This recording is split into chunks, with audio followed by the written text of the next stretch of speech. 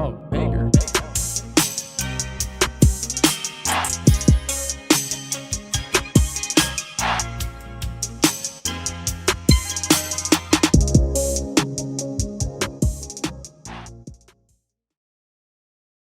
Welcome back to another episode with Fight Night Picks. As always, we're brought to you by SimBody. Vertiball is now SimBody. If you head on over to their website, simbody.com, you're going to get all the great products that you know and love, including the SimBody Vertiroller and the Vertiball that you have seen most likely here in studio. Look at that. Place it, lock it, attach it, Vertiball, all sorts of great stuff over there if you want to roll out those old tired muscles and you don't want to go with that old lacrosse ball. They're also coming out with that very new product that you can see right in front of you. And if I head on over to my cart, look at that. I've already got a Vertiball over there. Little bit of a deal right there. And if you hit the try for 60 days risk-free, use the promo code FNP and you're going to get 10% off your order. With that code FNP at simbody.com, you're really helping out another local company here in New Brunswick, Canada. Can't wait for it. The new name, SimBody at simbody.com. And as we always say, let's get into it. A last look at the big card.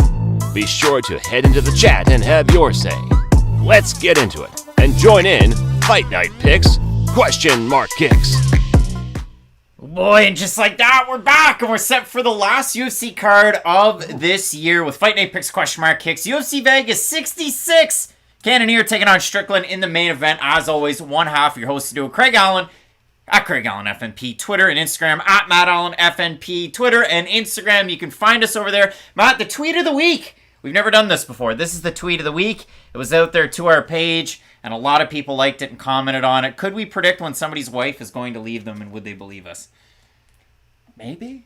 I hope it's long and prosperous, and we don't ever have to do anything like that. That would be terrible. Like, did you ever see that thing? You know, Cameo, that website. Bruce Buffer's like breaking these two couples up. Like, that would be a terrible way to find out. You're like, oh, what a nice gift from a loved one. And then it's just Bruce Buffer telling you about how you're going to go home to eat alone from now on. Well, I mean, it'd be no worse than those Bruce Buffer mortgage commercials they show in Canada every other commercial. Time. It's all the time. But Matt, the time has come, and it's the end of the year. The results, you can see them out there. They're over there on our website right now. Matt, you're 4 ahead of me. That doesn't count Dana White's Contender Series. When it comes to the overall results in terms of units, there's a bit of a difference right there. But Matt, all this to say, our percentages have been way up this year. They definitely have been, and that's always a really good sign. It's been a good year for both of us on the channel, I think. It's been a fun year, too, breaking down these fights. And we have a really fun Fight Night card to end the year with. I know I'm really excited from this card, top to bottom. I was talking to a friend just earlier today, and they were like, hey, is it really worth checking out the fights later on? And I was trying to sell them. I was giving my best, like, Billy Mays OxyClean impersonation, because it might not have the star power that some of these other cards do, but I think that there's a really good top to bottom card. It's a very deep card. There's fights in the prelims that you can get excited for. The whole main card is fairly exciting, so I think it's going to be a really fun one. It should be a very good one. Of course, across the wire a couple of days ago, Deron Wynn fell, sustained an injury, so he's not going to be in his fight against Julian Marquez. So ultimately, you do end up with, again, this 13-fight slate. And it is a big one. I know when we talk about Fight of the Night, Matt, we might as well throw it on over to Drew Dober and Bobby Green. This is a big-time fight when you do look at it. This one at lightweight. Now, of course, these weights that are shown on screen right now, they're not updated. Bobby Green did make weight. That was his weight when he took on Islam Makhachev. Bobby Green this week, really odd answers at the pressers. Like, I didn't take, I'm not a cheat. I've never been a cheat throughout my career, and that's fine. Like, I know he made a mistake with the DHEA, but then he goes on to call out Islam Makhachev and how big of a cheat he is. Like, it was just really weird. And Drew Dober, he's been all smiles all week. Yeah, I think this is a really fun fight, and this is one of those fights where the UFC might not realize just how popular these guys are. Is that fair to say? Because I think people on the internet have a very high opinion of Drew Dober and for Bobby Green, because people do enjoy watching their fighting styles. And that's the great thing about both these guys. Are they ever going to be like top 5 guys for years and years? Probably not, but could both of them offer very difficult fights to pretty much anybody in the top 15 and definitely anybody outside of it? Well, 100%. And I think by the end of this, it could end in first round knockout for both guys. It could end in a crazy split decision like we've never seen before. I'm really excited for this fight, and I just hope the winner of this gets another big opportunity afterwards, because it's a dangerous fight for both guys at this stage of their career. Combined age is 69. I don't think they're going to crack the top of that division. No, I could see if Drew Dober gets a win, maybe they give him a borderline guy. It's just right now in the lightweight division, there are so many good fighters. Like, we just had a pay-per-view where the co-main event was unranked fighters from this division, so... You told us last week that was a good fight. I just said, though, it was a co-main event that the UFC's trying... You gotta stop just trying to come after me.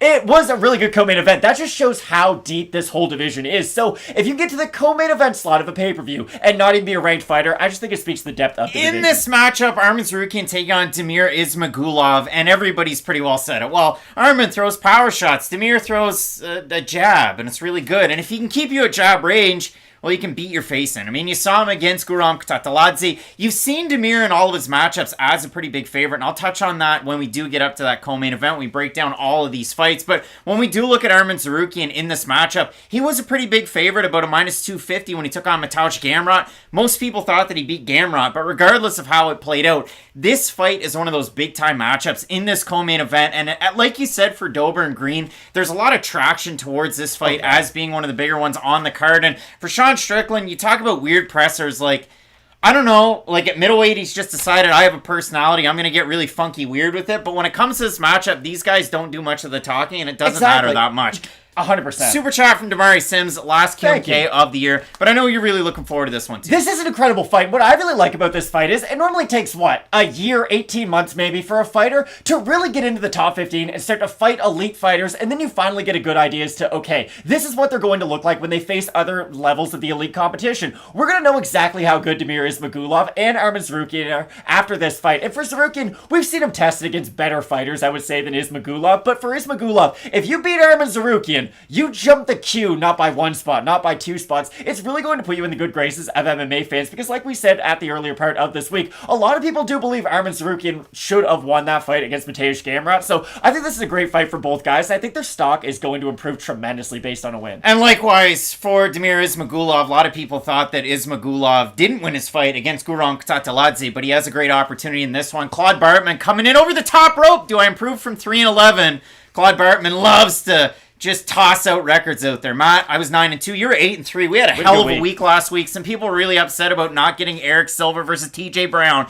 If we were 100% on all of these, we probably wouldn't have a YouTube channel to talk about them. So it's always funny when people go that way with it. But Matt, as we always do throughout the week, we go all the way down to the bottom of the card. Break it down. All 13 that are on this one. Again, Win versus Marquez not on the card. We'll touch on this tippity-toppity main event you have between Jared Cannonier and Sean Strickland. If you could toss us a like, that's appreciated. Damari Sims with the first super chat of the day. And make sure you fill out that poll that's up there, because 70% of you believing that Jared Cannonier is going to beat Sean Strickland, the dentist. Did anyone see who won Jake Shields versus Mike Jackson? Mike Jackson, so aggressive. Big time fight at the bottom of this card. Sergey Morozov taking on Journey Newson. And Matt, for Journey Newson, he's not very tall, but what he lacks in height, he packs a punch and power. He certainly does. For Newson, I know it's not the sexiest record in the UFC, and he does have that no contest where he beat a guy that you don't hear of very often, but when it does come to Newson, I mean, his last time out, he did look really good against Fernie Garcia. Being the shorter guy who would be at a disadvantage when it comes to the boxing, was able to beat Garcia, who was making his UFC debut. And in that matchup, Newson was not the favorite. So he's taking on Sergey Morozov here. Both guys can wrestle. Both guys can box. One guy kicks and one guy doesn't. And this should be a fun fight to kick off your card. Exactly. It's not often that we get fights of this quality to open up a fight night card, because I'm really excited for this one. And I think it is a weird fight. We mentioned this a lot at the start of the week. Both guys had a pretty high opinion, or at least just the average MMA fan, had a pretty high opinion of both these guys that came into the UFC. I would say Morozov probably a little bit more so. He had a better resume coming into the organization, and not that he's a bad fighter by any stretch of the imagination, he just has left us wanting a little bit more. And for Morozov, he has been hittable in his UFC tenure, and that's what you have to worry about in a matchup like this against Journey. Like you said, is he the biggest guy for the division? Not at all, but if this guy hits you clean on the chin, you are going to go down. And if you are Morozov, you would expect him to use the wrestling a little bit, be it offensively or defensively. I do think Newson Newson is going to have to use at least some of his wrestling to try to disguise some of his overhand shots. We talk about this a lot, the Chad Mendes effect about just disguising your wrestling with overhands, because I don't know how much success he's going to have just wrestling for wrestling's sake against a guy like Morozov, because I think as the wrestling exchanges go on a little bit longer, that's where we could see Morozov have some success. And that's assuming Journey Newson decides to go out there and wrestle. We haven't really seen it a whole heck of a lot in his UFC tenure, but when it does happen, it is very effective. He is a very good back taker. His jiu-jitsu is top rated of Impact Jiu-Jitsu. He is a guy of the Pacific Northwest. If you look at the odds in the matchup updated as of today, Morozov's still a pretty big favorite in this one. Open -200, -321. For Newson, open +170, +255. So Newson is the underdog. You do have Morozov as the favorite at Fight Night Picks over on our Instagram page. 91% going Morozov. Holy. And I do think Morozov wins, but we said this at the start of the week. The votes that were on Topology were about the same. I think Newson as an underdog has a shot because he does throw way more kicks than Morozov. Morozov is not a kicker by any stretch of the imagination. For a guy that boxes and tries to work his way onto the inside, if he had the threat of a little bit of a low kick to make you switch your stances, hell, Sergey Morozov, like he was an M1 Global, maybe be an M1 or a UFC champ, rather. But if you do look at it, you said in terms of the disparity in professional experience, for Sergey Morozov, he had, another dozen fights outside of the company. And against good fighters, too, not just against Joe Schmoes. Good company, as well. So if you do look at it over there on and about the chat that's right now, Joe's saying Strickland by sub. OJ's Morozov should win, but his chin scares me. Obviously, out of that fight that he had against Douglas Silva de Andrade, it scared everybody. He dropped Andrade first, and then Andrade came back and stormed back in. I think it's a good fight, but for me, I do have Sergey Morozov, as I said at the start of the week. So do I, but this is one of the better card opening fights you're ever going to get for a free card. And then the second fight, and I saw another good one. There were a lot of people in the chat this week that were like, David Dvorak is the most boring fighter. He's terrible. Why is he ranked? He's not that great. I mean, if you want an example where he's not, watch his fight against Jordan Espinosa where he kicks his leg off. Watch his fight against Juan Camilo Ronderos, who came in on short notice, and he knocked him out in the first round very quickly. For Dvorak, if you do look at it in just his last fight against Mateusz Nicolau, he's fighting way up the ranks against a really dangerous opponent with a ton of power, and so he's on the outside. The first round, it was, you're biting your nails. You're trying to figure out who Douglas Crosby, Ron McCarthy you're going to go with in a contest like that. Always got to worry. And then in the second round, Dvorak was the one that was able to go out there and, get dropped and get wobbled. And then in the third round, he was able to come back and he was able to throw some pretty good volume. And for Manel Kape, like he kind of said with Sergey Morozov, Kape, just like Morozov, bantamweight champ outside of the organization, he had that win over Asakura, and then he came into the UFC, bit of a delay, loses his first two fights. One of them, he lost to Pantoja. Second one against Nicolau, could have gone either way. Majority of everybody thought that Kape won it. But the next two, he put on great performances, missed weight, the Ode Osborne fight, got tagged in the first minute and a half against Jalgash Zhumagulov, and then he ends up getting the knockout win. Over there in the comment section, Raw Torque, how do we say it? Yeah, Dvorak. That's how you actually say it. That's why I put that little clip, the audio clip before the video. And chances are they aren't going to pronounce it that way in the UFC broadcast, but I went and watched a bunch of other commentary and his octagon fights for that one. But in this one, Matt, both guys highly ranked in this division, only the second fight in the prelims. I just really think David's going to have to try to switch his game up a lot to have success against a guy like Kape, because if you look at the bare bones of a guy like Kape's game, he does have good power on the feet, even though we haven't seen the same level of his power necessarily in the UFC that we did see over in One Championship, Ryzen, because for Manel Kape, I do think there is a case of, hey, I don't have those shoes on, it is a little bit more difficult for me to wrestle, it's a little bit more difficult for me to really plant on my feet and throw those big power shots, but I do feel like with him, it's just developing a level of comfort in the octagon. I know that's a weird thing to say because it's all the same sport, but when there are big rule changes like that, it does take a certain amount of time for you to really be able to find your feet and get them under you in the cage. And for Kape, you bring it up. His two losses in the UFC are to two of the better fighters in the division, but his two wins are over two guys who you do expect him to win. So for Kape, I think this, and it's weird to say, this might be the most important fight in his UFC career up until this point, because if you beat David, then you're going right back to fighting guys in the top 15, and if we're being honest, probably more inside the top 10, top 8 category. And for Dvorak, if he is able to get the win over Kape, this is going to erase sort of the past of, like you said, is he a boring fighter, all that kind of stuff. If you get a win over a guy like Manel Kape, nobody cares, because this is what people like to bring up. Oh, is he boring? Is he excited? Does he have wins? Like, George St. Pierre is the greatest fighter of all time, and he was pretty effing boring by the end of it, if we're all being honest, just because he figured out, hey, I can be champion for a lot longer if I fight like this. I just think for David, if he does get this win, it's going to set him up tremendously for the future, especially in this division. In the flyweight division, how much longer is Davison going to be around for? After Moreno and him fight for the 4th time, like, it's a weird division, a weird space right now, so if you can get a really big win, you really could step up 5-6 spots in the division. And for Dvorak, if you do look at it, he is the underdog. Kape open -160, -238. Kape is, a decent-sized favorite there. Dvorak open +140, +194. And if we have a look at Fight Night picks for this one, for the total votes, it's, again, not very close. 69% going with Manel Kape to get the win. Who does Kape train with? Who doesn't he train? He trains Extreme Couture, so go down through the list of everybody that train. There's tens of people that train at Extreme Couture. Francis Ngannou, he trains at Extreme Couture. They probably don't train together, but there you go.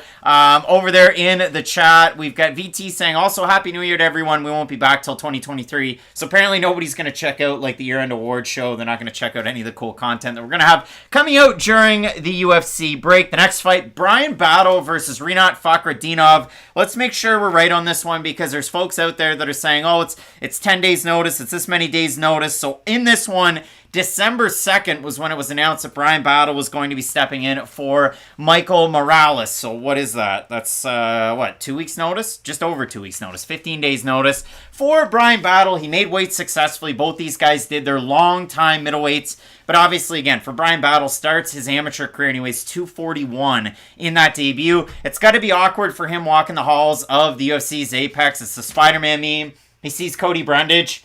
It's awkward because he beat Brundage when he was a middleweight amateur. So a good win there for Battle. Also beat Impa Kasanganay as an amateur as well. Take on Rinat Fakhretdinov. And folks out there, if you don't believe me, I think Rinat's skills are great. I don't know how good Rinat's going to be in the UFC. I didn't think highly of him at all before he fought Andreas Michailidis. And he beat Andreas Michailidis in the way that you'd want him to beat him. He did get hit by a spinning shot that kind of like dropped him down into a takedown. And then he turned to his corner and winked it. So that's cool. So if he can hold Bryan Battle down, that's about it, but he cannot beat him at striking at all. I don't think he can either. Now, Fakhretdinov does have good power on the outside, though, and I know we do disagree on this somewhat, but still, I don't think Fakhretdinov's a bad striker per se. I do think he's going to struggle with very technical strikers, though, and that really is going to be the question in this matchup against a guy like Bryan Battle, because I've seen some people mention in the chat, oh, Battle didn't look great on scales. You're not wrong. Like, I never think Bryan Battle, I guess the 2 fights now that he's had at 170, he hasn't looked amazing, if we are just being completely honest, but... Hold on, whoa, what did you just say?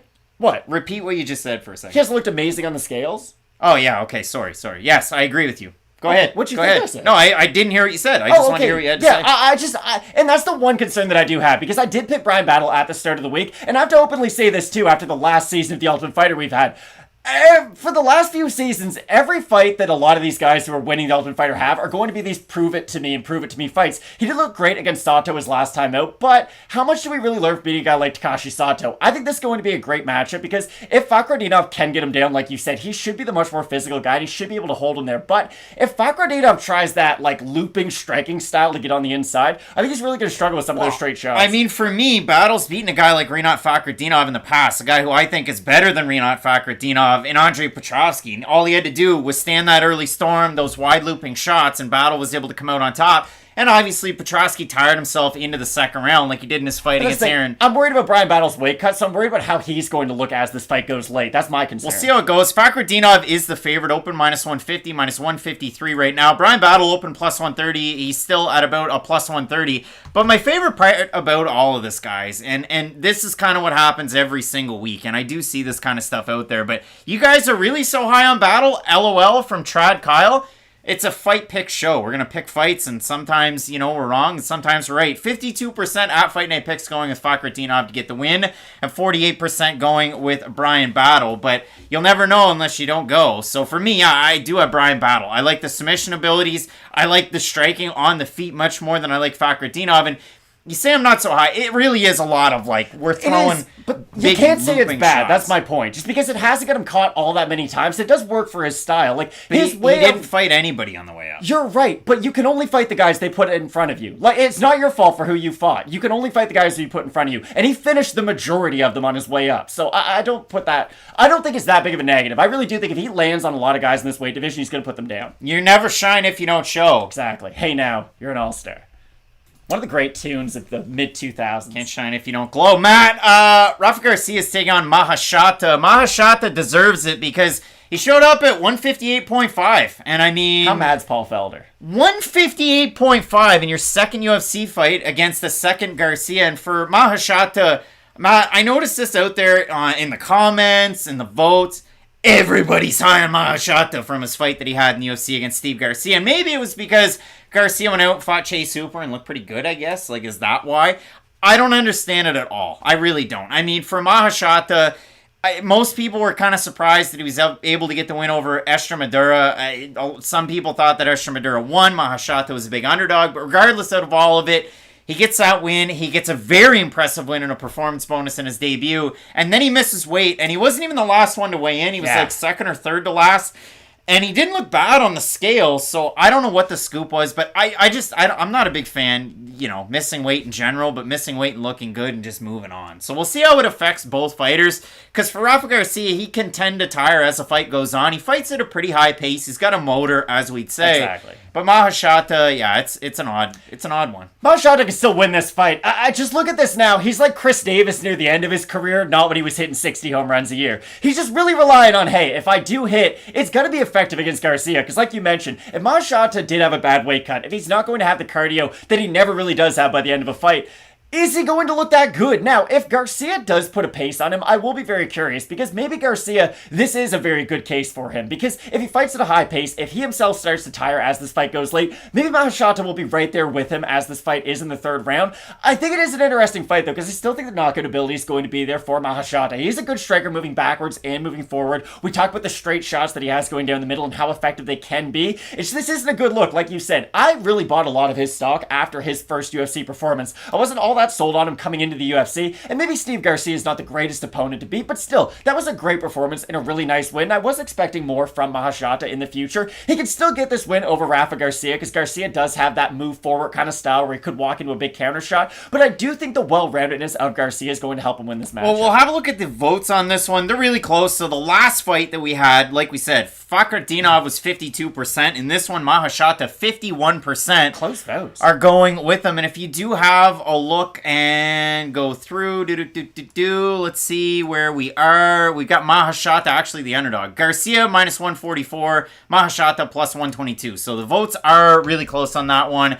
And if you do look at it in this fight, I mean, did you guys enjoy the Yuta Watanabe revenge season? I don't want to talk. Listen, Yuta Watanabe should not be doing the things he did to the Raptors last night. I was upset. Kyrie hit a buzzer beater 3 at the end of it. It was terrible. Bol is the guy this year. I mean, the moves he can make. For just a long, skinny, slim reaper of a guy, he's been looking amazing. Colby Chaos, sup nerds, what a guy. Dan saying, did Rafa Garcia change his name? I don't think he did. In this matchup, what I'm talking about, I do have Rafa Garcia. Again, like Clay says, I don't think he's trying to make weight, which should be an advantage when he comes in way heavier. He could. My trouble with it is, for Rafa Garcia, he can just kind of wait, play defense, and then move forward out of it. For Maheshate, his defense is more offense, so I don't necessarily love that out of his game. Couple that with missing weight, I don't know what he's going to look like. He could have a hellacious knockout win. It wouldn't surprise me, but for me, I'm going to go with Rafa Garcia in the matchup. Now, you talk about favorite fights of the week, and I see a lot of people just really either undecided or they have picked a camp. So they're either Nurmagomedov or Saidyokub Kakhramonov, but a lot of Kakhramonov people out there in the comments section this week, and I love to see that because I was so excited when he came into the UFC, and then he took his first fight against Trevin Jones, and I said, I love this guy, but I'm not going to pick him to win. And then he wins that fight, and then he takes on Ronnie Lawrence, and I go, hey, give this guy his flowers. I love this guy, but I can't pick him to win this fight, and then he wins that fight. Now he's taking on Nurmagomedov, and I don't know what to make of it. Because for Kakhramonov, does he fight at a higher pace? Effing right he does. He goes out there, he throws way more shots on the feet. He's much more offensive with his style, with his wrestling, so on and so forth.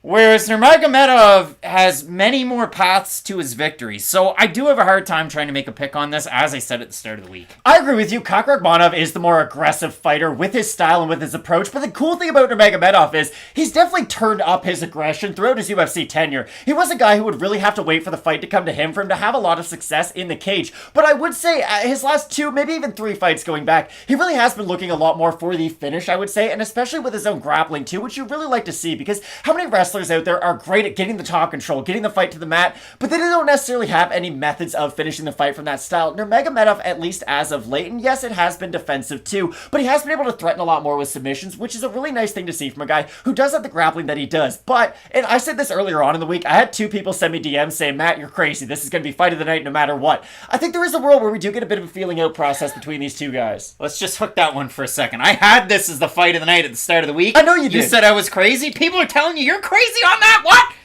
I think Drew Dober and Bobby Green. I changed my mind. There's so many people that were about that as fight of the night and in our community. My thing about Nurmagomedov is I think he is a tremendously skilled fighter, but he does sometimes wait on that back foot. He does like to use his footwork to really set up his own offense, and sometimes that does allow for a fight to be a little bit stale until something does happen. Now, I think we're going to get a lot of fun scrambles out of this fight. That's what I'm really excited for. I think even if Nurmagomedov gets on top, yes, he's a great grappler, but Kakhramonov is active off of his back, and that's going to be a fun thing to watch. This is going to be one of the most Louis Smolka, Tim Elliott fights you're ever going to see. But I do have Saidyokub Nurmagomedov at the end of the day. Yeah. But I must say this. This is a fight where no matter who loses, I don't think they're going to lose a lot of stock. No, 100%. I mean, for Nurmagomedov at the start of the week, he was ranked 15th. Kakhramonov in 2 UFC fights has built himself up to be that far ahead, and he's only 10-2. So a big-time move and a jump and a skip for Saidyokub Kakhramonov. 75% in the Instagram poll have Nurmagomedov to get the win, which is a big surprise for me because I see it right down the middle, and that happens to be where the odds are at. So Kakhramonov open plus 130. Minus 114, Nurmagomedov open minus 150, minus 106. You've never seen him as an underdog like that. I think the only time he was in the UFC was against Ricardo Ramos, and he spinning backfisted him into the dust. So yeah, I do have Nurmagomedov. I find that line very appealing, but yeah, when you do look at Nurmagomedov, the thing that scares me a little bit, sometimes he's willing to let the opposing fighter get into a position to take him down. Now, against Cody Stamann, he was able to submit him. Against Mark Striegel, get out of here, and he finished him. So, for Nurmagomedov, he has that ability. We have seen Kakhramonov finished on the regional scene, and of course, that was against Pipe Vargas, but I have a hard time on this one. I'm going to stick with Nurmagomedov because if I switch picks on question mark kicks, I always get it wrong. But listen, I'm on the fence about Kakhramonov. I think he's an amazing fighter. Both these guys are. That's the great thing. Like you said, both these guys are normally minus 270 favorites no matter who they fight. Now they have to fight each other and the odds are close. Kakhramonov's been an underdog in both his UFC fights. But that's the fun. But the odds are close on this. That's what I mean. Saidyokub Nurmagomedov is normally a massive favorite in the majority of his fights. That just tells you how skilled Kakhramonov has to be to justify these odds. And again, I just hope that this is one of those fights where both guys kind of win at the end. We get a fight of the night. It's a fun scramble fest where both guys can fight ahead in the rankings afterwards. They hug at the start of the 3rd round to the bane of the announcers table. The next fight, you have Jake Matthews take on Matthew Semelsberger. The battle of Matthews and Matthew. And for Matthew Semelsberger's last time out, it's an L on his record to Alex Morono. And he got beat up in the first 2 rounds, but he didn't get beat up in the 3rd round. He landed that jumping switch knee. When his eye was already swollen, almost shut, they let him compete. He looked pretty darn good. And if you do look at it for Semelsberger, long, strong, and he hits very hard. And he's got good extension at the end of his shots. And is he a super high-volume striker? Not by any stretch of the imagination. So if it is on the outside, like when he fought Chaos Williams, he's going to have to mix it up a little bit with his wrestling, with his distance management. For Jake Matthews, to me, he's kind of a tactician in all of those areas, and that's why I think Jake Matthews wins. But it is a dangerous fight for Jake Matthews, even though he's got the most shine out of these two coming into the matchup, having just knocked out Andrea Fialho and beaten him as impressively as he did. There were a couple spots in that fight where he went, ooh, is that a standing TKO? Like, he had him dead to rights a couple times. The thing with Jake Matthews is you never really know what version of him you're going to get. Like, we have seen him get out-grappled in some UFC fights, but we've also seen him out-grapple other good grapplers. We've seen him get out-struck in some fights, but we've seen seen him outstrike good strikers. That's the weird thing about this matchup. I think there's a world where Semelsberger goes in there, hits him with one big shot, and could knock Jake Matthews out, because that's the thing. Matthews isn't some unhittable guy on the back foot. Like, he does get cracked by shots, but that also has to be said for Semelsberger too. Like, Semelsberger's eye got swollen until that third round because of the damage that Alex Morono was able to put on him. And this isn't me trying to knock Alex Morono, but I think Jake Matthews hits a whole heck of a lot harder than Alex Morono, even though, and I will say this, Jake Matthews used to be a lightweight, now moving up to welterweight, and Morono's always been in this weight class. I just think for Matthews, he's really been able to build his body into this weight class for the time being. He's a big guy now at 170. Not saying he'll be bigger than Semelsberger, because Semelsberger is a huge welterweight. I'll just be really curious to see how his physicality fares in some of these wrestling exchanges. We know Semelsberger, if he's able to get on top of guys, he is very strong and very heavy in that position, and I think those could be times where Matthews can get frustrated with himself on the mat, because Matthews is a guy who will try to go for defensive submissions a lot, and he can lose rounds sometimes going for them. Now, yes, he does have a good guillotine, he can go to the back very well too. It's just in some of those set positions he does struggle with, and I could see Semelsberger having success in those areas, but I do think Matthews is the more well-rounded guy, and he's the much more active guy too, especially on the feet. Semelsberger can fight a little bit like a turtle sometimes, though, and that's the thing that scares me. If you go back to his amateur days when he took on Zolkarnian Kamchanbekov and he won by split decision with CFFC a few fights before he fought in the UFC, he got held down for long periods of time and he just could not get back up, and it was a bit of a surprise that he won that fight. I just don't know Jake Matthews is that kind of a wrestler. Like, when he goes for takedowns, it's like stack guard, try to go for ground and pound, it's go for submissions. It's not really just get into your half guard and hold the guy down. So you're right, since it is a weakness of Semelsberger, it could be something Matthews tries to exploit, but we haven't seen Matthews do it. No, and to me, I just see it. If Semelsberger goes for the wrestling, and he's improved a lot since that fight with CFFC to the point that he's at now, but he could get swept and then held down on the bottom. I think that's more of a specialty there for Jake Matthews. 80% going with Matthews in our Instagram poll. He is the favorite in this matchup by quite a bit. Open minus 220, minus 303. And Semelsberger plus 245. So over there in the chat, the Den is saying Jake Matthews is very impressive the last time out. Ratork saying battle of the man buns. Does Jake Matthews have a man bun? I don't think he does. He doesn't in that picture. I think he did it one time. Maybe he did it one time. All right, we'll move on to the next one. Cheyanne Vlismas taking on Cory McKenna. The most contentious fight of the entire week. Really? Yeah, it is, because a lot of people going with Cory McKenna on this one. And if you do have a look at the odds before we get right into the comments, let us know what you have here, because I said at the start of the week it felt weird that Vlismas was a favorite. She still is. Open plus 125, minus 190. McKenna open minus 145. She's a plus 140. More for Trick saying he did at weigh-ins. Okay, he did at weigh-ins. I just kind of skipped to the guys that look bad at the weigh-ins, and it ended up being Maheshate. 54% have Vlismas to win over in our Instagram poll, and I know we differed in this one on the pick, but when I look at Cheyanne Vlismas, is she better at most things? Yeah, 100% she is. Cory McKenna's developing as a striker at a non-so-striker's gym. I hope she doesn't use that in this fight, though. But no, we have seen fighters at Team Alpha Male. Think about like an Andre Feely who just had a fight book. Think of like Song Yadong.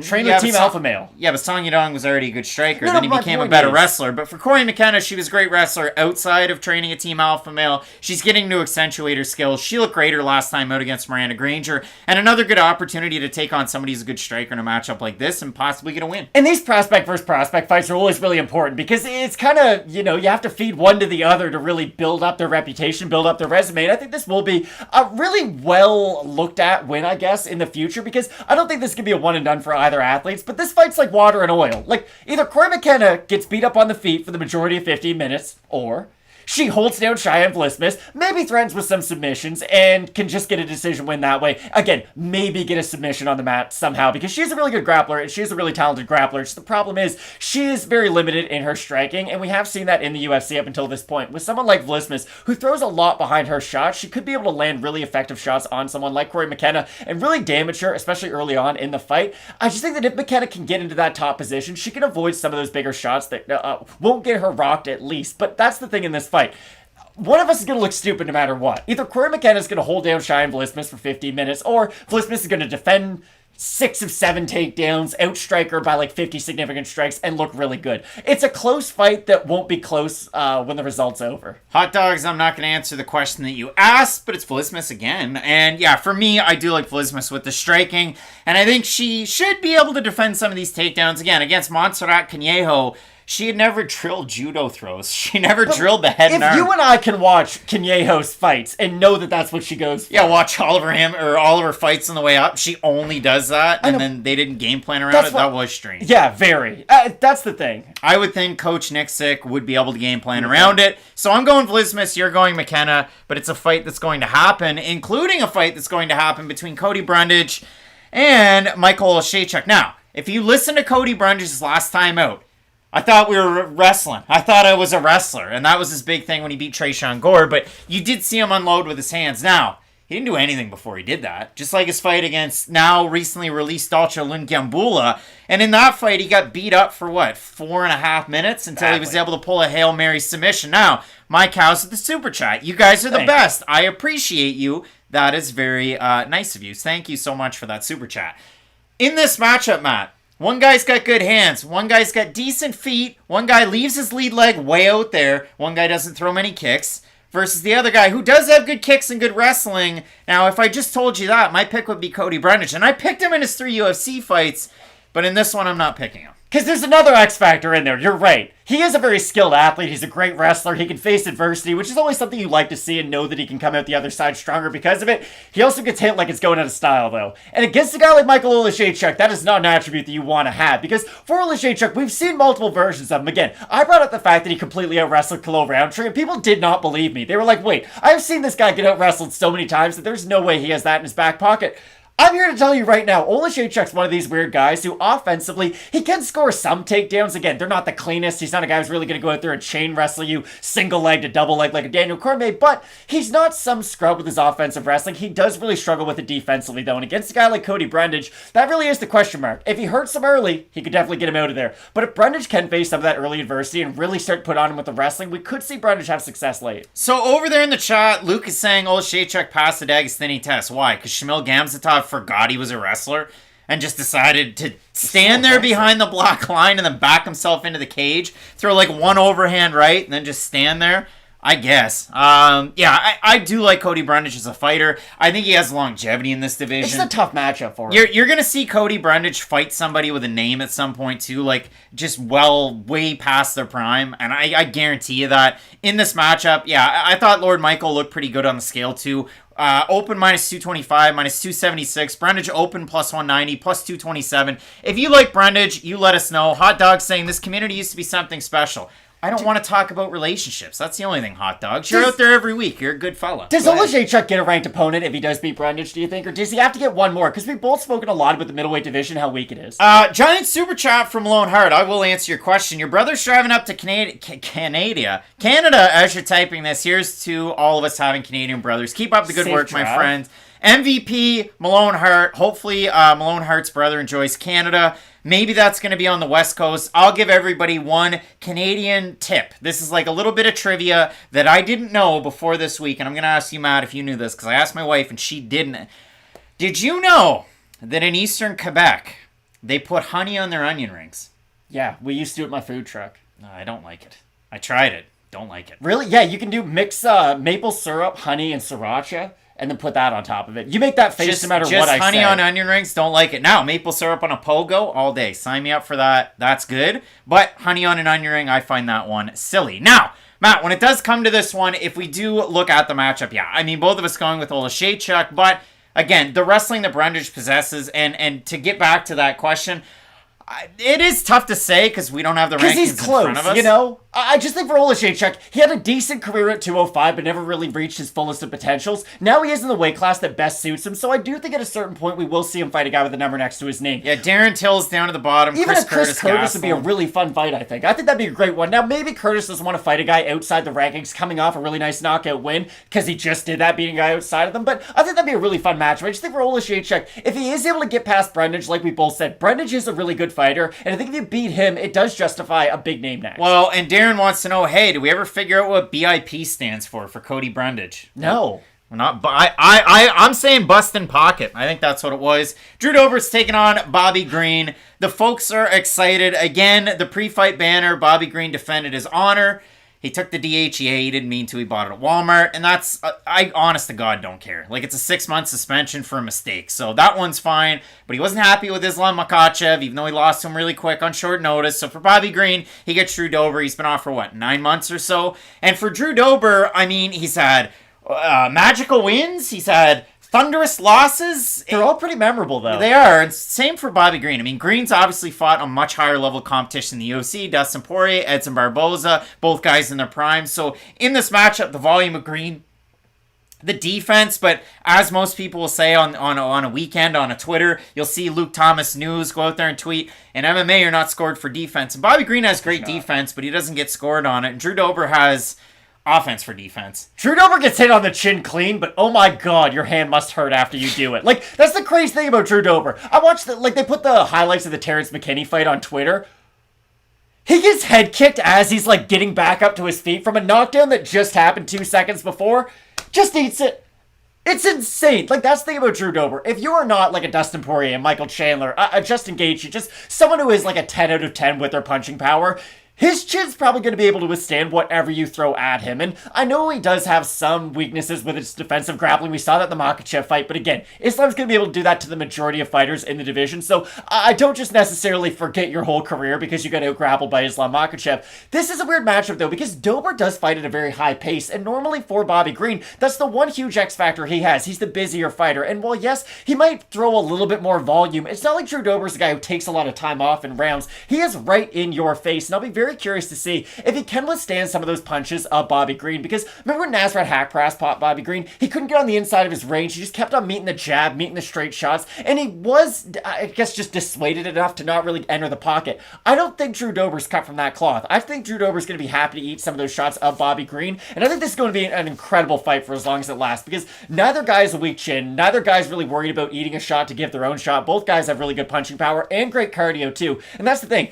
I don't know if I'd give an edge to either guy in the third round, to be completely honest. We've seen Bobby Green look really good. Yeah, I give it to Green just out of that physique fight. I guess, but still, for Dober, though, I don't look at Drew Dober and think, wow, I'm really worried this guy's going to fall off a cliff in the third round. He does have a very high work rate, and that's what makes this fight very difficult to predict. And the other thing I want to say, it's wild that Drew Dober's only a year younger than Bobby Green. You bring it up, Green's been around a lot more in the UFC, fighting guys at the top of the division, like you had said, the Poiriers of the world, the Edson Barbosas of the world. So you kind of forget that Dober is a little bit up there with his age, too. They both had 19 fights in the UFC. For Bobby Green, 10, 8-1. For Drew Dober, 11-7 with a no contest. And the total opponents' UFC record against these guys, so for Drew Dober, 57-40-1. For Green, 106-57-2. And all the stats support Bobby Green. I mean, his striking accuracy, striking defense, the amount of shots that he lands from distance, 2.07 to Drew Dober's 0.15. So everything supports a Green win. I just think Dober's going to be able to land on the inside, do more damage, and that's how fights are supposed to be scored. So for me, I do have Drew Dober, but again, it's going to be a great fight, so we think. So for Dober, open at par, -160. For Green, open at par, +133. At Fight Night Picks, 60% going with Dober, 40% going with Bobby Green. Austin saying Dober wins by damage. I think that's how it's going to happen, but again, Gazzo's saying Green by knockout in the second. There was somebody that said Green by knockout in the third. I don't think Bobby Green's going to knock him out, because even Bobby Green, he's not a giant knockout artist, but I think it's going to be a great fight regardless, and I ever so slightly have Drew Dober in the matchup. So do I, but again, fight of the night written all over this damn fight. This fight's going to be incredible. And then it gets into another banger. Now, I have a Christmas party tonight, so hopefully by tonight, I can get back in time for these ones, but Alex Caceres, super chat coming in from Trent, throwing out his parlay. Thoughts on this?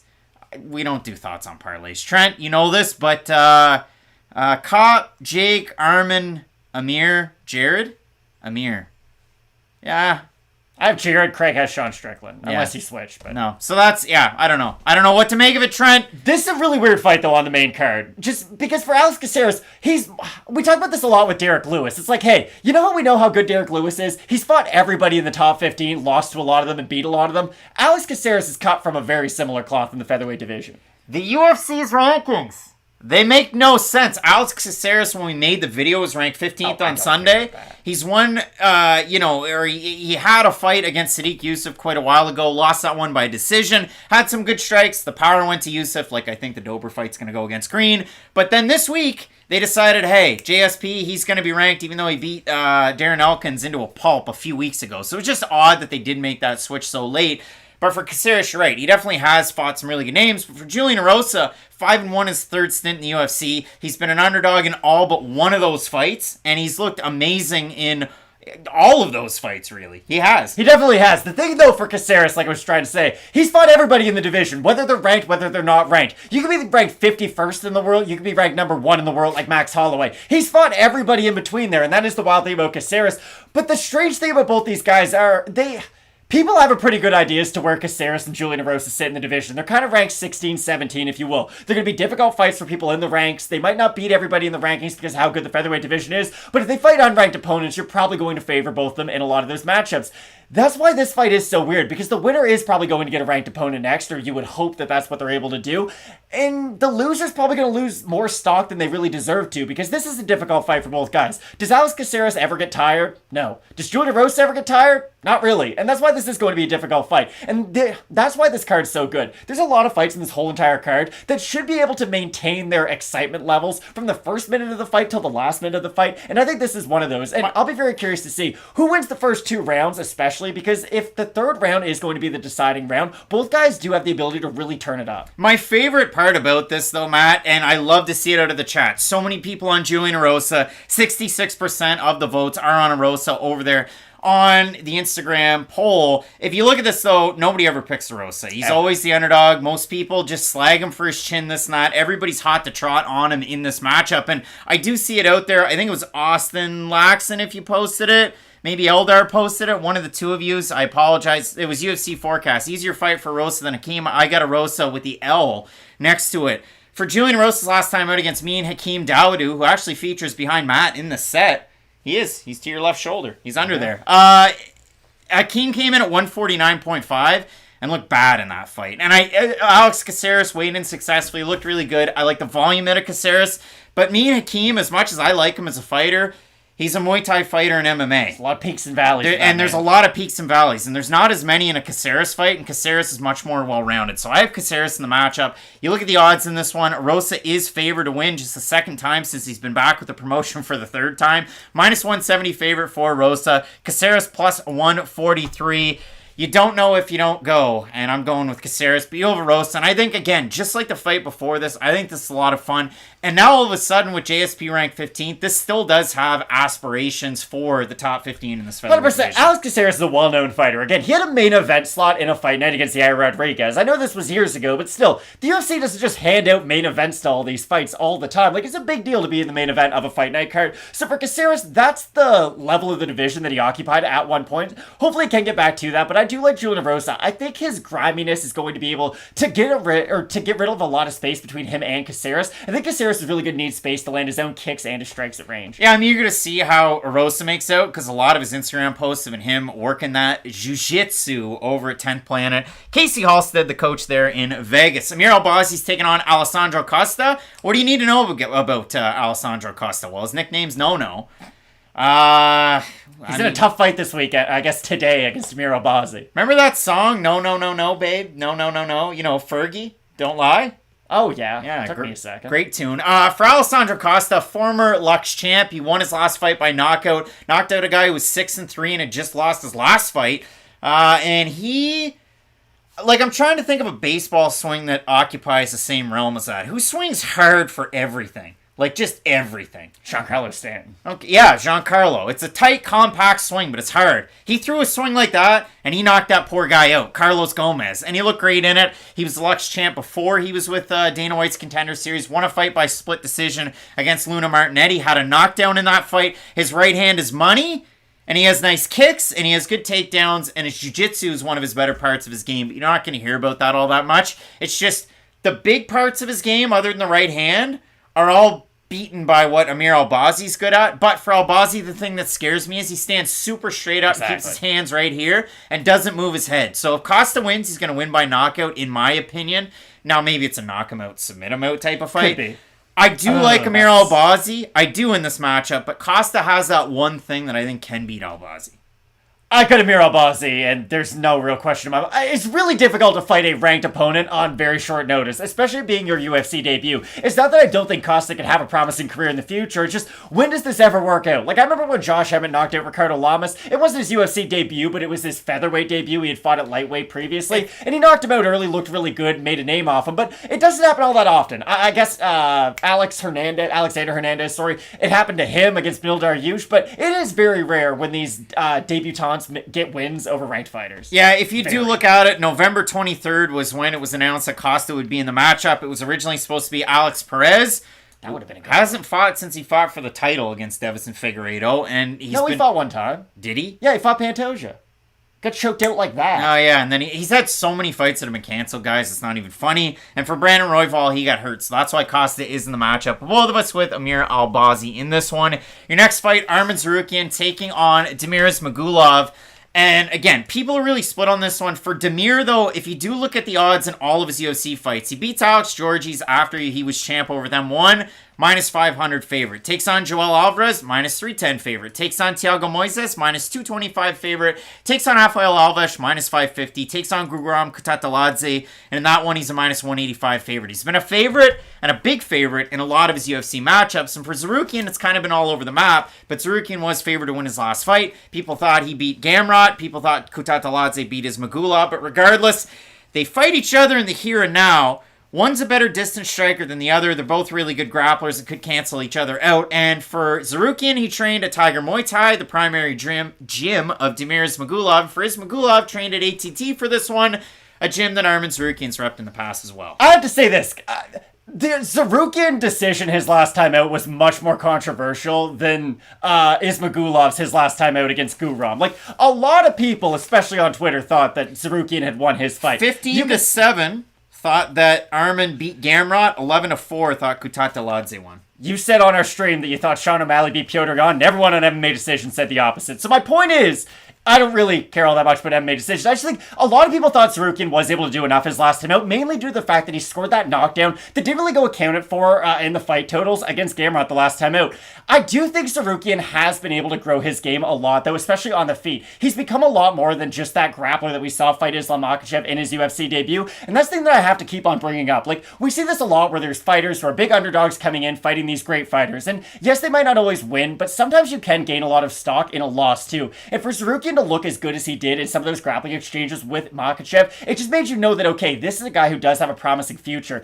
I think at range he is going to have trouble with Ismagulov. We mentioned the jab a lot. Ismagulov's... he's a tough guy to read, too, on the outside. He can throw a lot of feints. He's threatening with a lot of different stuff, too. I think this fight, more than anything, is going to test the fight IQ of Tsarukyan, but I think that's a great test for a guy like him to have at this stage of his career. 451 tuning in on a Saturday afternoon. You got to toss the likes up there. They're not very high, yet it would be much appreciated if you could.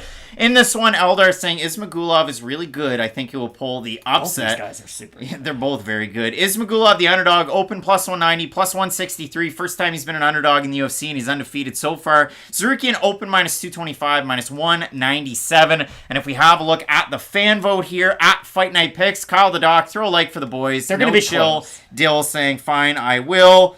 64% now Tsarukyan, 36% for, again, Damir Ismagulov. Derek is saying, I had a math teacher named Dvorak, pronounced Dvorak. That's what I'm going to stick with for David. Christian Dvorak plays for the Montreal Canadiens. He's from North America. His name's Christian Dvorak. David Dvorak is from Czechia, and they pronounce it over there that way. So I'm going to stick with that one. But in this matchup, Matt, I like the distance management of Damir Ismagulov. I don't like how he reacts to getting hit in fights, and that's why I like Arman Tsarukyan in this one. I think the grappling could ultimately cancel itself out, and for Tsarukyan, he can get off to a fast start, and I like that out of him compared to Damir, who's just that slow and steady burn. Both guys, I think, have good cardio. Oh, yeah. For Damir, he fought hard at the start, and he kind of gave up little bits here, round 3, round 4, round 5, even though he had the knockdown late, the spinning back fist, like you said. So I do like Arman Tsarukyan in this one ever so slightly, but it's a Fight Night pick special of a pop and popcorn fight because I can't wait for this one, and I think it's going to be a lot of fun. It's really hard to try and make a pick on this It's rare you get two dark horses of a division fighting each other to kind of figure out who the ultimate one's going to be. I think it's going to be an incredible fight. It might be another close one, too. Like, we might get another very contentious, controversial decision because they do complement each other's skill sets so well. I think the co-main event's really going to steal the show. All right, so it should be a very, very fun one, and then we get into our main event of the evening. Jared Cannonier taking on Sean Strickland.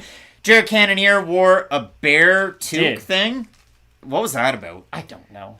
There was no crystal. Sean Strickland said he's moving up to 205 too, so I have no idea what was going on. Yeah, and Sean Strickland also kind of talked about the fact that Jared Cannonier is a scary guy, and he said so many weird things at the presser, and then he went off on Alex Bahoun and made fun of him for playing video games. So Sean Strickland, Ultimate Chad. He also had a picture on his Instagram leading up to this fight week where he beat up a late 30s heavyweight and had him in a bloody nose. So you're saying you wouldn't want to have a beer with Sean Strickland? Probably not. Wow. No, probably not. So Sean Strickland's taking on Jared Cannonier. If I had a beer with Jared Cannonier, I feel like you'd say 3 words and you just sit there awkwardly face to face. Yeah, I'd have to really dominate a lot of the conversation, I think. It is a really fun main event, though, and it's weird because this main event is a lot different than the co-main event that we have. The co-main event is, hey, we have 2 of these contenders that we think could beat a lot of people in the top 15. They're going to have to fight to figure out who is going to get that ultimate opportunity. For Cannonier and for Strickland, they are both firmly entrenched into the top 15 of the middleweight division, but middleweight right now is in a weird stage. You have Pereira, who's the new champion, just beat the longtime champion, so you'd imagine they would have a rematch. Robert Whittaker's out there fighting Paulo Costa, I believe, soon. Like, there's a lot of the top people are matched up right now, and I think this is a really important fight, because for Jared Cannonier, he has been frustrating in some of his fights. I can openly admit that, even though I have him in this matchup. He is one of these guys, like peaks and valleys, like you talked about with Hakeem Dawodu. He'll land really nice leg kicks. He'll land really nice strikes from the outside, but then he will take some time off and get into that defensive shell a la like a Yoel Romero was someone who used to do this a lot. Jared Cannonier's inactivity, I think, could cost him in this fight because Strickland's someone who does come in with a lot of volume. He might not be the most heavy-handed guy by any means, but he's going to hit you 50, 60, 70, get it into the hundreds for his significant strike totals. So I definitely side with Sean Strickland for the volume numbers. I just think, A, the leg kicks of Cannonier are going to make Strickland a little bit more stationary for his own power shots, and do think that if Cannonier can land with him, especially later on as the fight goes, I think it can damage Strickland, but this is a fun fight. I'm a fun guy. You just haven't asked me the right questions yet. There you go. Oh, Kawhi Leonard. Having a good year, Kawhi Leonard. No, he's not. He's played like 4 games. He's been hurt. Yeah, he's been good in the games he's played. No, Cannonier open -150, -117. Sean Strickland open +130, -103. And if you have a look at the poll here, 67% going with Jared Cannonier. Apparently, Jared said from Tony A, Jared promised more volume. All right, for Jared Cannonier, let's think of a fight where he went, sicko mode, where he went from low volume to high volume to finish the fight against Derek Brunson. He's getting touch, and then he's going out there and landing elbows. That's actually a good win to bring up, yeah. Just because he faced adversity early on in that fight, and it was not trending in his direction whatsoever, but once he started to gain that confidence, you could see he hit Derek Brunson one time and really marched him down for the finish. And if you want a Sean Strickland fight where he didn't take no for an answer and decided he wanted that beer sit down with Craig Allen, he wanted to figure out how fun that was going to be with a Molson Export, Sean Strickland, Brendan Allen. He probably doesn't like Allen's. In that one, he was able to close the distance. He was able to land some really hard shots. His fight against Krzysztof Jotko, he was forcing him on the back foot, a guy who can volume strike from the outside. Round the outside. And Krzysztof likes to throw kicks, and it didn't really matter. Doesn't have power. Thank you for the $5 there for the Kawhi Leonard impression, so that's appreciated. Sabas wants to leave a like, so that's nice. And the Lakers and Jared Cannonier. Did the Lakers win last night? They must have. Did they? They've been really good lately. Russ has been great coming off the bench. AD looks like Pelicans AD. Did AD get hurt again? Yeah, he sprained his ankle mid-air jumping with Jokic, but that's going to happen. They did win, though. They beat the Nuggets. I do have a hard time with this matchup, and again, we were 3 different on this card at the start of the week, and there's 4 different there, regardless of how the Dana White's Contender Series show did go. And in this one, Matt, I'm going to stick with Sean Strickland for the hell of it. And I do like the volume strikes from the outside. I hate the interviews and I hate all the answers that he gave because none of them had much that pertained to this fight other than, hey, Jared's a scary guy. Jared throws a lot of kicks. And it was the same type of pre-fight talk that he had before the Pereira fight. He didn't change any of his game plan, walked straight in with his hand down and got clocked and knocked. So I will go with Sean Strickland and keep it there because I've had a propensity to take underdogs this year and it's worked out for me. But You're going with Cannonier, I'm going with Strickland. It should be a fun fight, and like you said, it has a lot of relevance at the top of this division. Cannonier was second-ranked middleweight up until a couple of weeks ago. Now he's number 3 and Strickland 7. So a lot of heavy implications, considering you just had a fight booked in the last 24 hours between Marvin Vettori and Roman Dolidze. It's going to be a fun one. A lot of big fights there. What's your favorite fight on this card? I think the co-main event, Sarukian versus Ismagulov, is a really fun one, because the winner of that could very well beat, 70% of people in the top 15 is a bit of a stretch, but you get the idea. The winner of that fight, I think, is going to go on to beat a lot of relevant fighters in the division, no matter who it is. I think Ismagulov and Sarukian both have styles that can beat a lot of these top fighters because they are so well-rounded, so that's probably the fight that stands out to me the most. AG loves middleweight. You're the only one, AG. We'll start at the bottom of the card once more, as we always do with Fight Night picks. Question mark kicks. Toss that like. It would be appreciated. Roman is shooting up the ranks, and Stefan wants to know who's winning the NBA title, the Orlando Magic. You heard it here. Probably the Celtics. I hate to say that because I like the Raptors and I don't really like Boston much, but they're really good this year. All right, Matt. So Morozov versus Newson. We both have Morozov in this one. Then we move into the next one. Dvorak taking on Manel Kape. Both of us going with Manel Kape in this one. Next one, we have Bryan battle, Rinat Fakhretdinov. Matt, do you want to switch the pick in this one? The fans wish you would. I thought about it a little bit because I didn't like how Bryan battle looked on the scale, if I'm being completely honest. But he didn't look good on the scale as last time in welterweight either, so I'm sticking with Bryan battle. Both of us going battle. If we get it wrong, people will laugh. Garcia taking on Maheshate. Maheshate is the full name, but they've gone with the mononym in the UFC, like, I don't know, Cher or Prince, before he was a symbol. Both of us going with Rafa Garcia here, though. I also have Rafa Garcia, yeah. All right, the next one, we have Nurmagomedov taking on Kakhramonov. Matt, in this one, both of us going with Nurmagomedov ever so slightly. It should be a great fight, though. This is one of the most skilled fights on the card. All right, we have Matthews versus Matthew. Who are you going with here? I like Jake Matthews in the matchup. I think he is a little bit more well-rounded, but this could be a really fun fight to watch for as long as it lasts. All right, Vlismas taking on Cory McKenna. You got the grappler. I do. Vlismas wins on the feet or McKenna wins on the mat. I don't see a world where the opposite happens for either. Unranked women's fight and you have a grappler against a striker, you usually go with the grappler, and she's the underdog. So Cory McKenna might be the pick. I shine Vlismas. Brundage taking on Olashaychuk. Going with Olashaychuk, and it hurts my soul a little bit. I'm going with Olashaychuk, but I feel good picking Lord Michael. All right. You always have. Drew Dober taking on... That's what I mean. Bobby Green. Bobby Maximus.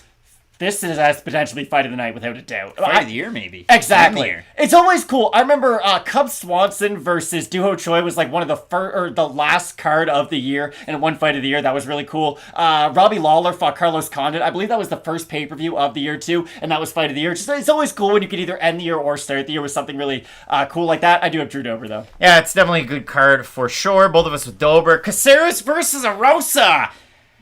Give me that underdog. Give me Alex Caceres in the matchup. I like Juicy J in this one. Juicy. Albazi taking on Costa. I like Costa. I hope he's in the UFC for a long time. I'm not picking him to beat Albazi, but don't forget that I said he had a thunderclapper of a right hand. Old Mick would like that. I've got Amir Albazi. Good fight. Zarukian taking on Ismagulov. Going with Zarukian, but it's a really close fight. It's pop and popcorn. This is a tremendous fight. I have Zarukian. All right. And then in your main event of the evening, Jared Cannonier taking on Sean Strickland. I think Strickland can get up to a lead in this one and play around at distance, but if Cannonier goes out there, uses those good leg kicks that he has and that power, he can get the win. We've seen Cannonier peak and valley. We saw him his last time out. He wasn't able to figure out the distance against a champ at the time when he's taking on Adesanya. And we've also seen him struggle against certain guys. I mean, even at 205, Dominic Reyes. There's been a few guys. Sean Jordan, heavyweight. How crazy is that? Sean Strickland fights nothing like any of these people, so none of that really matters. No, Matt, but you're the best. Sean Strickland is, I believe, going to go out there and be able to just pick up a lead from the outside. I could see him working a lot of volume from the outside, like you had said. That's where Sean Strickland really does excel at, but I do think he's going to need some power shots from Jared Cannonier, and that's why I like Cannonier in the matchup. It is the big time end to the week. Who's going to be able to get the weekly trophy that never gets itself out Why are there? Units there. Weekly trophy, because our own Joshua Hart, I know, but right there, makes picks for every fight regardless of betting line. This exercise assumes a 1-unit bet. The only reason I'm higher there is because I have more underdogs. I guess Michael Johnson. Every time on question mark kicks, you're like, I don't want to talk about betting, and that anyways. I know. I'm just saying. I've got this though. That's from the site, Matt. It should be a big time card, and there's 13 total fights on this one. So enjoy it on a Saturday night. And you said your favorite fight was? The co-main event, I think. What's yours? Syed? Yeah. It's Syed and Saidyokub. That should be a great one. Make sure you're hanging around because there's going to be some really fun holiday content on the channel. That nickname tier list, I know you're excited about it. Can you think of one nickname off the top of your head? I like the Honey Badger. You like the Honey Badger? Queen Boudica, trophies for all. The Korean Zombie. He's not retired, so I'm going to say the Korean Zombie is the greatest nickname ever. That's going to be number one on my list. There you go. Korean Zombie for the greatest nickname of all time. It transcends just MMA. Like, crosses over to different sports.